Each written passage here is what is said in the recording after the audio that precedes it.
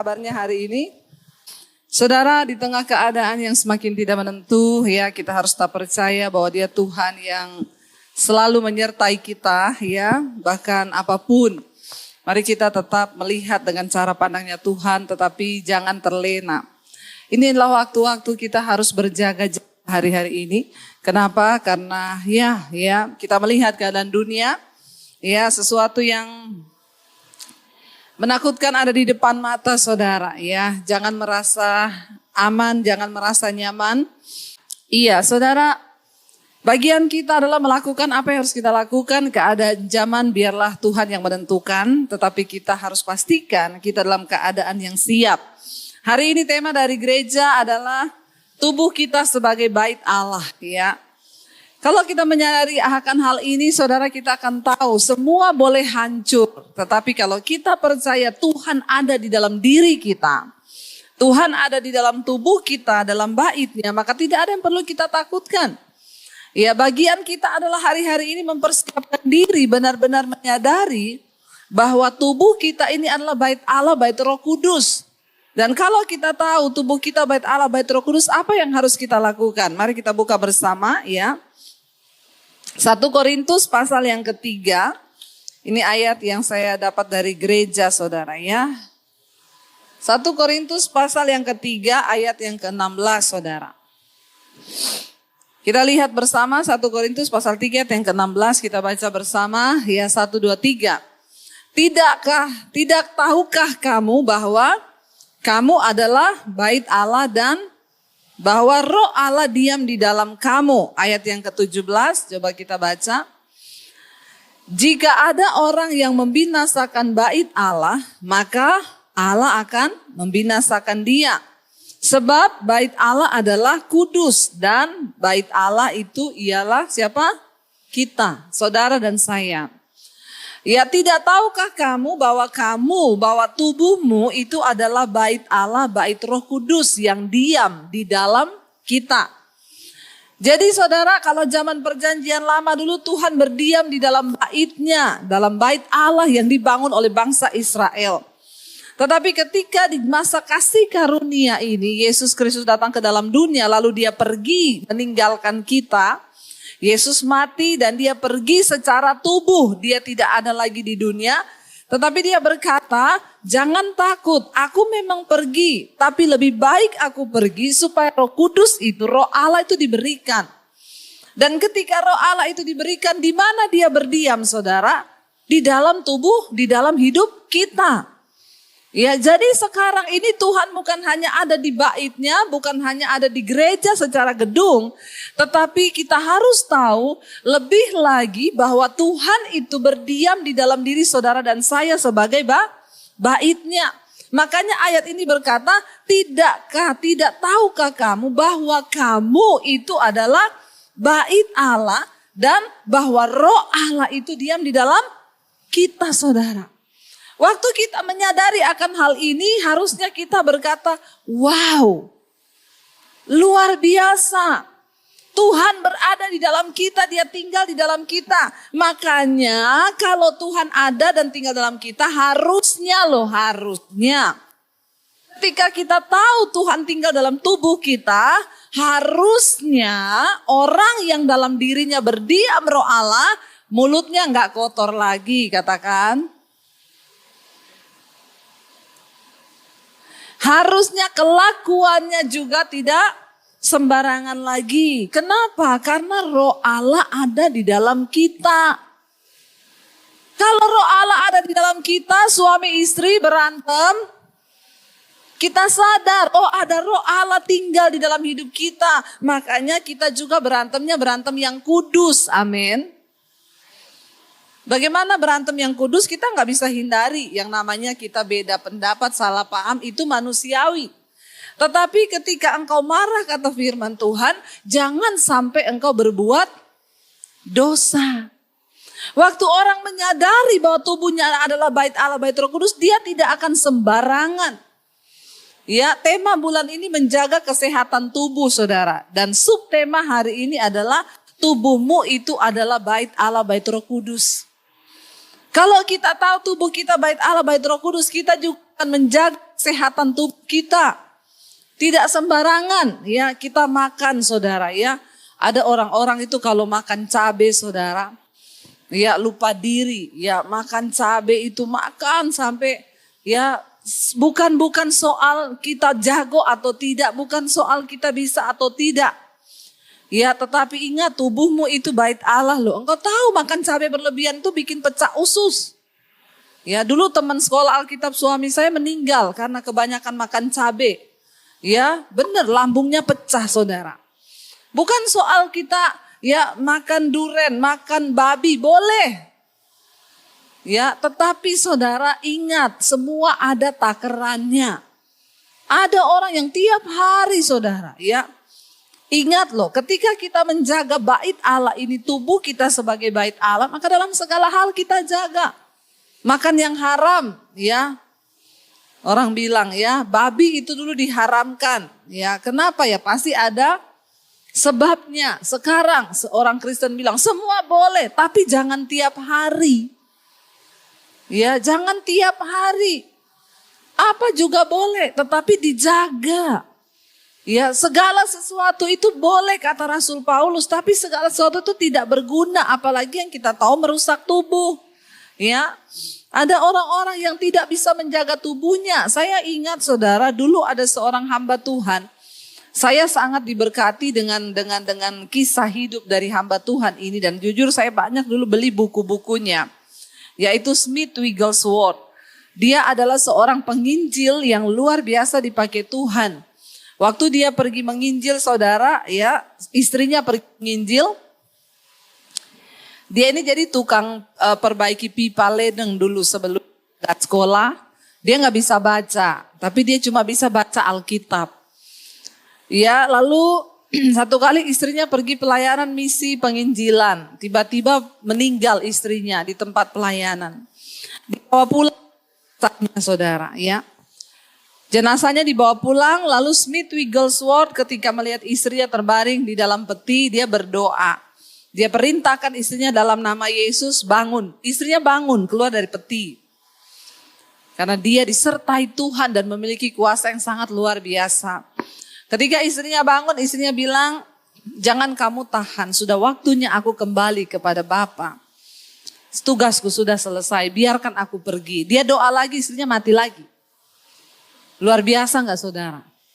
Itu iman yang dahsyat, ya luar biasa. Saya itu penasaran, kenapa orang ini bisa Tuhan begitu luar biasa.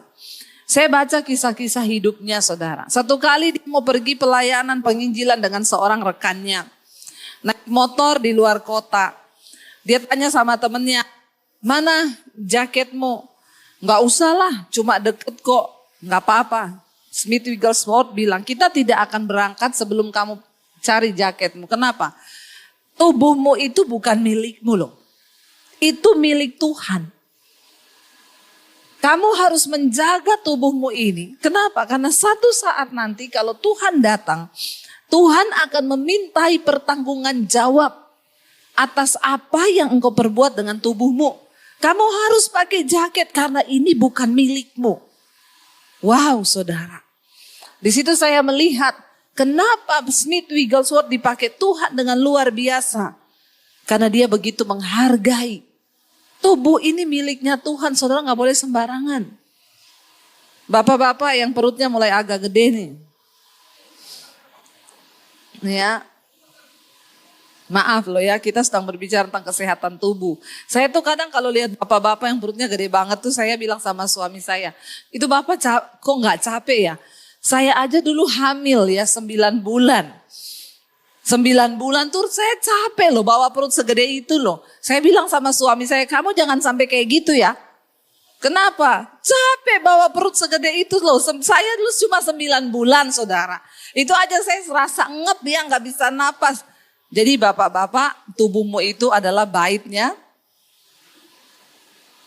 Jangan marah kepada saya, bilang amin. Kita ini membahas sesuai tema dari gereja loh. Ini bukan saya loh yang bahas bikin-bikin sendiri ya. Kan soal menjaga kesehatan tubuh. Ya, lalu ini subtemanya minggu pertama adalah tubuh kita sebagai bait Allah. harus dijaga. Ya, ayo saya aja sekarang mulai olahraga saudara. Saya merasa aduh udah gak enak nih ya, kayaknya badan berat. Ya sudah mulai jaga dengan suami. Ayo kita ya bangun pagi makan buah. Sampai nanti siang baru makan yang berat. Nanti sore sudah berhenti. Ya lalu ada olahraga. Olahraga itu gak usah mahal. Saudara gak usah nge-gym. Saudara jalan di perumahan, jalan di jalan atau tiap hari lakukan. Sekarang kan banyak tuh di WA. Lompat begini 50 kali bisa menurunkan perut.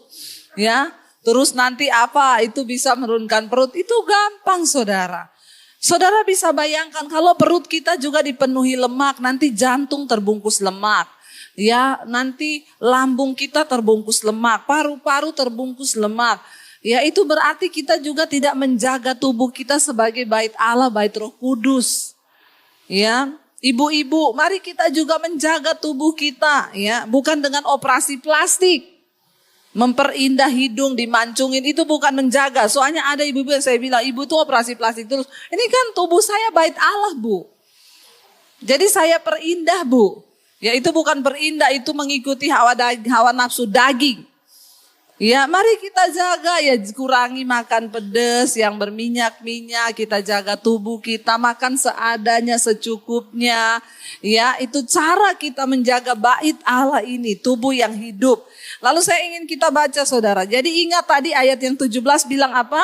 Coba kita baca, siapa ya, ayat yang ke-17 ya, multimedia tolong ayat 17. Jika ada orang yang membinasakan bait Allah, maka Allah akan membinasakan dia, sebab bait Allah adalah kudus dan bait Allah itu ialah kamu. Saya dulu pernah mendengar ada pendeta yang dulu dia narkoba saudara. Ya, lalu dia bertobat. Ketika dia sudah bertobat, ya, lalu mulai datang banyak penyakit diakibatkan sebab dulu dia waktu muda itu narkoba. Saya bilang ya memang dosanya sudah diampuni, tetapi upah dosa itu maut. Jadi ginjalnya rusak, hatinya rusak ketika dia jadi pendeta, lalu tiba-tiba semuanya menyerang dan akhirnya dia meninggal. Kabar baiknya dia sudah bertobat, tetapi memang tubuhnya binasa. Karena narkoba. Hati-hati yang merokok. Saya berdoa di sini sudah tidak ada yang merokok. Ya, Alkitab saudara berkata tubuhmu itu bait Allah. Jangan tanya ayatnya di mana Bu yang ditulis tentang rokok, di pom bensin. Ya. Siapa yang merokok nggak boleh masuk di pom bensin. Sedangkan di pom bensin saja saudara nggak boleh, apalagi di sorga. Ya, udah jelas-jelas di rokok dituliskan. Barang siapa yang merokok, rokok menyebabkan apa? Jantung, hipertensi. Ya serangan jantung, stroke, ya bahkan rokok itu membunuhmu. Lah kalau ada orang yang bisa baca lalu merokok, engkau dengan sengaja membinasakan bait Allah. Bapak-bapak datang sama saya saudara di satu ibadah batuk-batuk. Kenapa Pak? Ibu doakan saya Bu. Saya batuk udah 2 tahun gak sembuh-sembuh. Bapak merokok? Iya. Sekarang masih merokok? Masih.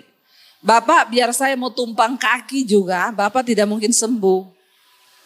Kenapa? Saya malah mau doain Bapak ini biar berhenti merokok. Minta roh takut akan Tuhan. Stop rokok. Jangan membinasakan bait Allah. Di rokok ditulis barang siapa merokok. Rokok itu membunuhmu. Engkau tahu itu tidak bagus bagi tubuh. Kenapa engkau masih merokok juga?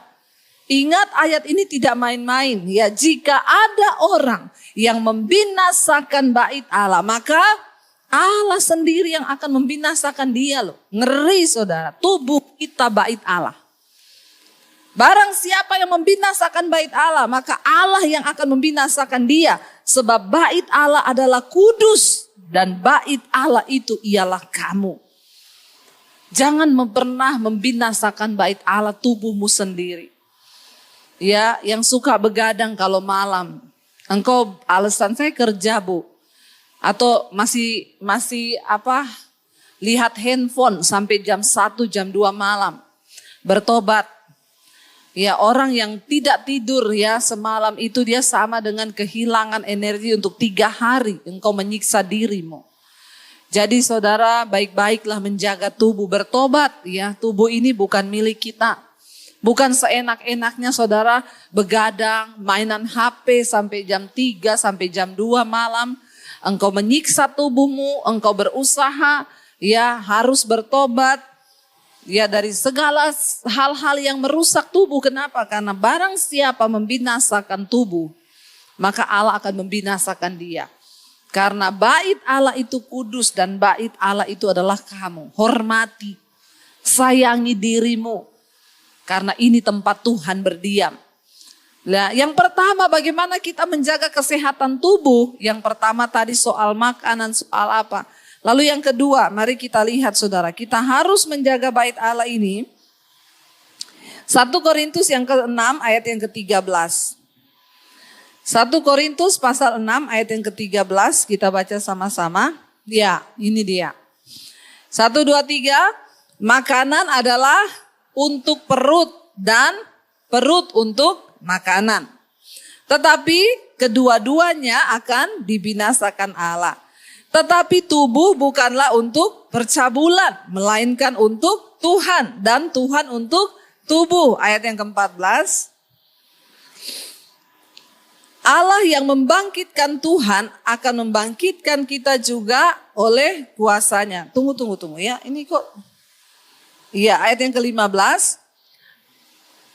Atau tidak tahukah kamu bahwa siapa yang mengikatkan dirinya pada perempuan cabul menjadi satu tubuh dengan dia. Sebab demikianlah kata Nas, keduanya akan menjadi satu daging. Ayat yang ke-17. Ya, ayat yang ke-17 firman Tuhan berkata, tetapi siapa yang mengikatkan dirinya pada Tuhan menjadi satu roh dengan dia, saudara. Ayat 18 masih ada, kita baca. Jauhkanlah dirimu dari percabulan. Setiap dosa lain yang dilakukan manusia terjadi di luar dirinya. Tetapi orang yang melakukan percabulan berdosa terhadap dirinya sendiri. Saudara, bagaimana cara kita menjaga tubuh ini sebagai bait Allah? Tadi ayat yang ke-16 berkata di sana, makanan itu untuk perut ya, dan perut itu untuk makanan ya. Jadi tadi bapak-bapak yang saya bilang ya, perut kita ini harus dijaga. Coba tayangkan ayat 13 ya. Makanan adalah untuk perut dan perut untuk makanan. Tetapi kedua-duanya akan dibinasakan ya. Dua-duanya binasa, artinya tubuh kita ini juga ya, bagaimana kita menjaga tubuh kita tetap hidup, kita harus makan. Ya, dan makan itu untuk perut dan perut untuk makan. Tetapi tubuh, ya, tubuh. Jadi apa yang kita makan masuk ke dalam perut, diolah itu kan untuk tubuh. Ujung-ujungnya sama saja. Tubuh ini adalah milik Tuhan. Dan karena itu tubuh ya bukanlah untuk percabulan, melainkan untuk Tuhan. Dan Tuhan untuk tubuh. Perhatikan saudara, kita makan untuk menjaga tubuh tetap hidup. Tapi hati-hati, jangan sampai kita binasa karena makanan kita. Kenapa kita harus makan? Supaya tubuh kita sehat. Kalau tubuh kita sehat, kita bisa mempersembahkan tubuh ini untuk Tuhan. Sehingga kita bisa menjadi berkat. Saya ini kemarin baru pulang ke seminggu pelayanan ke Jawa Tengah, Surabaya, Semarang, Solo mampir. Saudara, ya, kalau tubuh saya tidak sehat, maka saya tidak bisa memuliakan nama Tuhan. Maka saya tidak bisa melayani karena saya tidak menjaga tubuh. Ya, tetapi dikatakan tubuh ini untuk Tuhan dan bukan untuk percabulan. Bagaimana cara kita menghormati Tuhan dengan tubuh kita? Jangan melakukan dosa percabulan. Ya, saya berdoa di sini tidak ada lagi yang kena dengan dosa percabulan. Bapak-bapak, ibu-ibu, ayat yang ke-14 di sana dikatakan saudara, ya Allah yang membangkitkan Tuhan yaitu Kristus akan membangkitkan kita juga oleh kuasanya. Ya, waktu nanti kita binasa, artinya tubuh ini binasa jadi tanah mati, kita akan dibangkitkan. Allah yang membangkitkan Kristus, Dia juga akan membangkitkan saat kita mati. Memang tubuh kita akan binasa kembali ke tanah. Tetapi ingat, selama kita ada di dunia, tubuh ini harus kita pakai untuk melayani Tuhan. Untuk melakukan sesuatu yang berdampak bagi kerajaan Allah. Tubuh ini kita pakai sebagai tempat tinggalnya Tuhan dalam hidup kita. Ya, lalu ayat yang ke-15 tadi dikatakan di sana, ya, tidak tahukah kamu bahwa tubuhmu adalah anggota Kristus, ya? Akan kau ambilkah anggota Kristus untuk menyerahkannya kepada percabulan? Sekali-kali tidak. Jangan hidup di dalam percabulan. Sekali lagi firman mengingatkan kita. Hari-hari ini dosa begitu dengan gampangnya orang menggampangkan, bahkan orang hidup dalam percabulan boleh naik turun mimbar. Bertobat saudara, ya. Hati-hati. Satu saat kita semua akan berdiri di hadapan tahta pengadilan Kristus. Tubuh yang fana ini jangan sampai membawa kita kepada kematian kekal selama-lamanya di neraka. Di dalam dunia ini ada 3 kematian bagi manusia. Yang pertama, mati rohani. Artinya walaupun dia Kristen tapi rohaninya mati. Yang kedua, mati beneran. Semua kita akan mati beneran, gak tahu waktunya kapan. Bukan soal tua, bukan soal muda. Kalau saatnya datang kita mati. Tapi yang ketiga yang sangat menakutkan, kematian kekal di dalam neraka. Dan itu bisa terjadi waktu kita gak menghargai tubuh ini. Banyak orang masih hidup dalam percabulan dan kenajisan.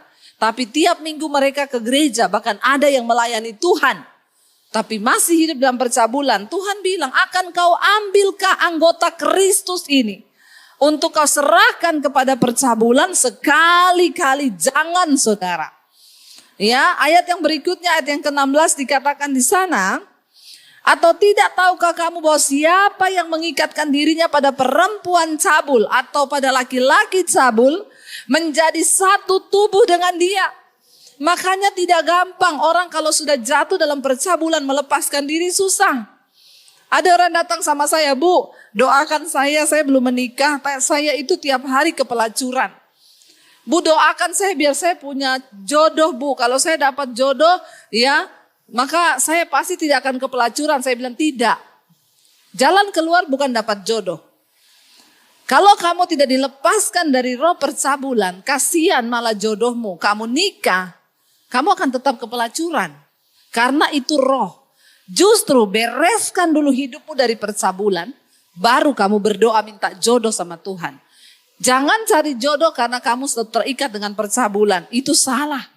Berdoa, minta engkau mampu. Hari ini banyak sekali orang datang kepada saya konseling. Mereka yang terjatuh dalam dosa percabulan, sering ke tempat pelacuran, ke tempat pijet, itu AIDS. Saya hanya berkata, kuatkan imanmu hari ini. Bertobat. Tapi AIDS tidak ada obatnya. Memang itu konsekuensi dosa.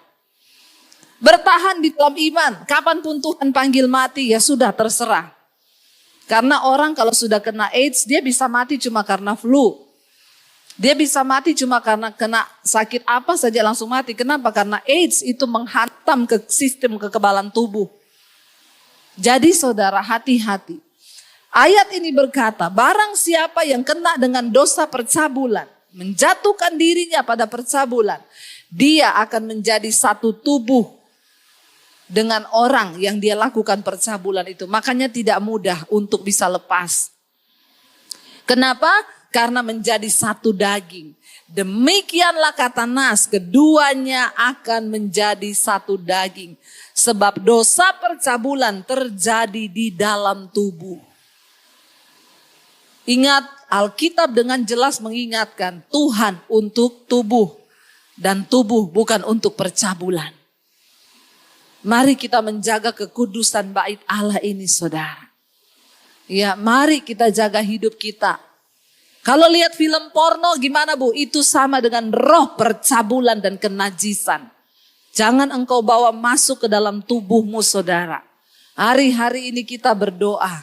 Kita orang tua masih harus berdiri bagi anak-anak kita di tengah generasi yang sudah rusak ini. Bagaimana kita bisa membawa anak-anak kita terus hidup kudus? Maka kita orang tua yang harus memulai di dalam roh. Waktu kita menyerahkan tubuh kita menjadi milik Tuhan. Saya yakin dan percaya sesuatu yang kita mulai di dalam alam roh, itu saudara akan membawa anak-anak kita, bahkan cucu kita juga dalam takut akan Tuhan. Tapi kalau ada orang bermain-main dengan dosa, ya maka kutuk itu juga akan turun ke anak cucumu. Saya perhatikan, ya waktu ada orang tua yang dulu hamil sebelum menikah, itu pasti lihat generasinya, anak-anaknya juga pun akan melakukan yang sama. Itu kutuk. Kita berdoa, Tuhan aku mau mempersembahkan tubuhku ini untuk Tuhan dan bukan untuk percabulan. Ayat yang berikutnya, ayat yang ke-17 tadi dikatakan saudara, tetapi siapa yang mengikatkan dirinya pada siapa? Tuhan akan apa? Menjadi satu roh dengan Dia. Ayo kita memilih untuk mengikatkan diri dan tubuh kita kepada Tuhan. Bangun terus manusia rohmu, dekatkan dirimu dengan Tuhan, ikatkan dirimu dengan Tuhan. Bagaimana caranya Bu? Rajin berdoa, banyak baca firman, dengarkan firman. Engkau diberi waktu oleh Tuhan 1 hari 24 jam. Untuk apa engkau pakai waktumu kalau bukan untuk mendekatkan diri dengan Tuhan? Jangan lebih suka nonton drama Korea daripada dengar firman. Jangan lebih suka saudara melakukan hal-hal yang lain. Saudara bisa di mobil sambil mendengar firman. Saudara bisa di mana saja sambil memuji menyembah Tuhan. Ikatkan dirimu dengan Tuhan. Kenapa?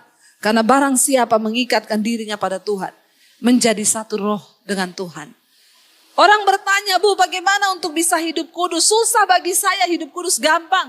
Ikatkan dirimu dengan Tuhan. Waktu engkau mengikatkan dirimu dengan Tuhan, engkau jadi satu roh dengan Tuhan. Engkau tidak mau lagi melakukan hal-hal yang tidak kudus. Engkau tidak akan suka lagi melakukan hal-hal yang tidak benar. Kenapa? Karena engkau sudah menjadi satu roh dengan Tuhan. Tapi kalau engkau cuma berusaha membuang dosa dan tidak melekatkan diri dengan Tuhan, percuma, stres. Tapi ketika engkau mendekatkan diri dengan Tuhan, maka Tuhan yang memampukan engkau menjadi satu roh dengan Tuhan. Artinya apa? Tuhan itu kudus, Tuhan itu suci, Tuhan itu mulia. Maka semua sifat Allah itu diimpartasikan di dalam diri kita. Mari kita mulai hari-hari ini mengikatkan diri dengan Tuhan. Banyak dengar firman, banyak memuji menyembah Tuhan. Ya, banyak membangun hubungan dengan Tuhan. Banyak duduk di Tuhan dan katakan, Tuhan apa yang kau mau untuk aku lakukan hari-hari ini. Ingat saudara, tubuh kita ini adalah bait Allah. Tuhan berdiam di dalam kita. Saya ingin kita semua merenungkan firman ini. Saya undang para imam musik untuk maju ke depan. Mari kita bangkit berdiri bersama. Kita naikkan pujian, hanya ini Tuhan ya persembahanku. Segenap hidupku, jiwa dan ragaku Tuhan aku persembahkan bagimu. Karena kami tahu tubuh kami adalah bait Allah, bait Roh Kudus yang diam di dalam kami. Datang pada Tuhan saudara, persembahkan hidup dan tubuhmu. Katakan, ini Tuhan persembahan kami yang kami bawa. Bapa, persembahkan tubuhku sebagai persembahan yang hidup. Terima kasih Bapa buat siang hari ini. Terima kasih buat penyertaan Tuhan. Terima kasih buat kehadiran-Mu di tengah kami. Karena kehadiran Tuhan itu yang akan mengubahkan hidup kami. Berkati gereja di tempat ini Tuhan. Bapak Abraham Konrad Supi, Tuhan memberkati di dalam kehidupan, di dalam pelayanan. Engkau melihat kesungguhan hatinya, mempersembahkan semua yang terbaik bagi Tuhan. Setiap cabang-cabang Tuhan memberkati. Tuhan mengirim jiwa-jiwa yang lapar dan haus akan Tuhan. Sehingga jemaat Tuhan dipersiapkan menjadi mempelai yang kudus menyambut kedatangan Tuhan. Berkati setiap mereka yang sudah mengambil bagian dalam pelayanan, imam musik, tim PPW juga memberkati. Biarlah pengurapan Tuhan terus ada dalam hidup mereka. Bahkan setiap jemaat-Mu Bapa, kami berdoa tidak ada satupun Tuhan yang terlewatkan.